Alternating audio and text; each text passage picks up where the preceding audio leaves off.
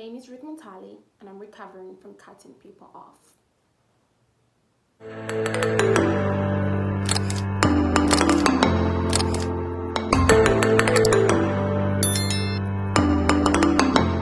Hi guys, welcome to this is 31 day 10. Right? My birthday was on Sunday. Monday. Yeah. Day 10. Electricity in Zambia is doing the most. We still don't have electricity right now, so I couldn't be ready for you guys. I couldn't iron, so I just had to jump up on a jumper, on a hoodie, and just come here after my skincare routine because we are family. But if you're here for the first time, my name is Ruth Montali. I make faith-based content for young people. So if it affects a young person and a young person is dealing with it somehow, then I want to talk about it. Consider me your internet big sister. Part of my life's vision is to impact young people for God. And I love it. Returning subscribers, thank you for coming. As always, let's keep going, guys. 21 more days. Oh, it's a lot, you guys. I'm beginning to feel like I beat more than I can chew, but I think it's doable, since sometimes I can just come like this, right? So it works. Yeah, so we're doing 31 days of 31 things I have learned in my life, and today I think I've kind of exposed you guys to this part of me, but today we're talking about how I dealt with one of my toxic traits, and that was cutting people off. I'm not proud of it, as you can see. I just think it's a very toxic trait. Toxic. Maybe I'm gonna put that in the comments. Yeah, so I had this toxic trait of just cutting people off when the relationship is just not working. And what makes it toxic, I do get that there's a part of relationships coming to an end. Sometimes, you know, it's amicably, we just don't gel together anymore, or the purpose of the relationship has come to an end, or we're moving in different directions. So there's that, but it's important to have a conversation, right? I think one of the saddest things about Christians sometimes, we the tongue-speaking ones, is like basic human interaction. We refuse to pay attention to that. And so it just doesn't make sense for a person to be like, you know, Holy Ghost filled, blasting in tongues, and they're just ghosting people and just cutting people off without a proper conversation. It's not right, right? So I'm gonna be talking about that and how I dealt with it.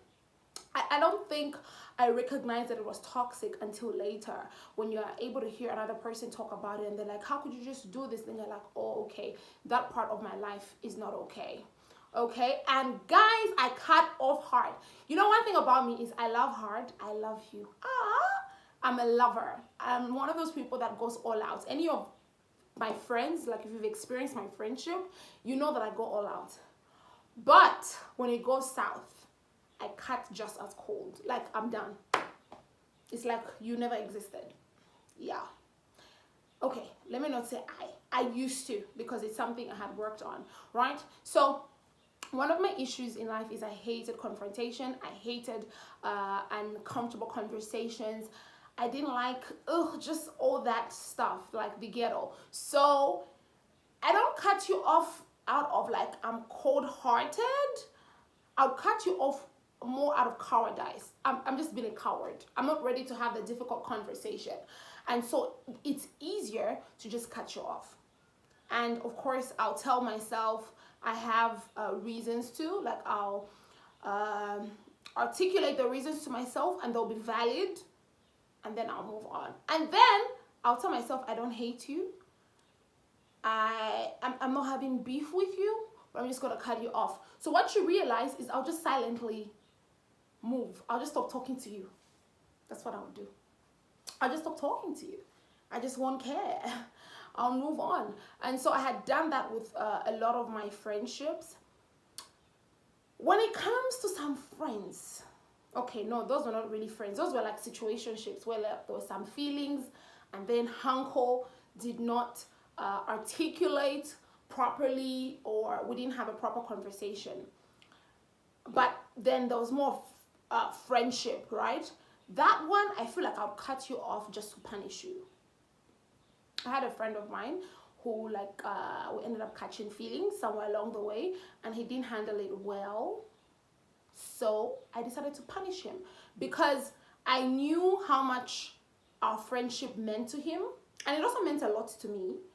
And I knew like the roles I was playing in his life, the hats I was wearing. So I just decided, we're just cutting off. So the cutting off was more so out of punishment. It was embedded in pride and things like that. So I had that toxic habit.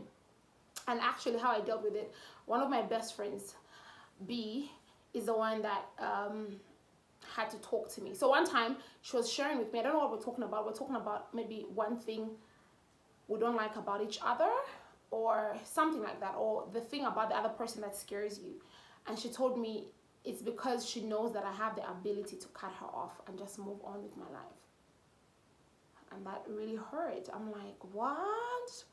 I'm like, no, not you. But it's because she's witnessed me cutting people off that I was so close to. And I do it, and I just move on. And so, yeah, I realized I need to pay attention to that.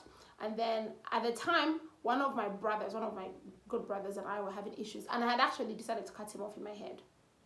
Yeah. So it was a mutual friend. So I had told B, I'm done with my brother. He's being petty, he's being whatever at the time. I think I wasn't seeing it from his perspective.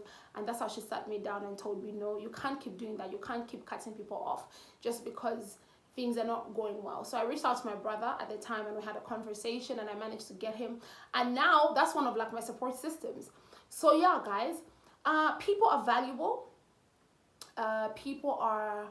I know no one is like indispensable, but our experience with people is different. Like I have a number of very close friends. The relationship I have with Matilda is different from the relationship I have with Blessing. And if I cut Matilda off, Blessing cannot fit into the role or the way Matilda was in my heart, right? So like, it's very easy for sanguine people like me to be like, well, I'm gonna make new friends and things like that. But really, guys, people are an experience entirely. Of course, if someone is toxic and it is draining you and life is just not moving, come on. But do it healthily. Like just talk to them and tell them, hey friend, this is what's going on. If we can sort it out, if you can work on this, sure. But if we can't, it's affecting my mental health and I need to move on. But just ghosting people, like just cutting them off without an explanation, without giving them a chance, is toxic. And that's one of the toxic habits I had. And so after that, Blessing brought that to my attention, I decided to be more intentional. So sometime in the year, I had a very rough experience with one of my close friends, and this time I fought for the friendship. I decided I'm not going to do all these shenanigans of cutting people off. So value relationships, value friendships. People are not perfect. You need to know that you're not perfect. I'm not perfect.